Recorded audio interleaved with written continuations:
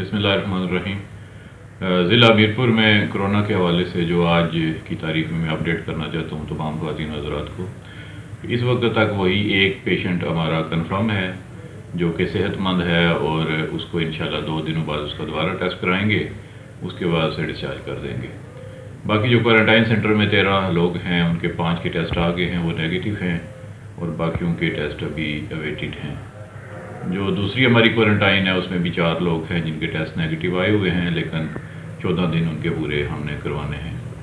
District divisional teaching hospital Mirpur में इस वक्त 6 लोग जो है ना वो दाखिल किए हुए हैं, जिनके टेस्ट हमने जो है ना वो लैब्स में भिजवाए हुए हैं, वो भी अवेटेड हैं। कल तक आएंगे तो उसके बाद उनका हम आगे फैसला करेंगे।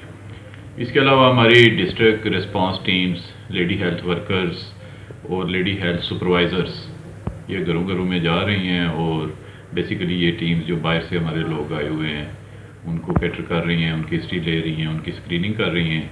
इनसे आप लोग तावन करें और अगर आपके हमसाए में या आपके घर के करीब कुछ लोग बाहर से आए हैं तो उसकी इतला मेरे दफ्तर ज़रूर दें।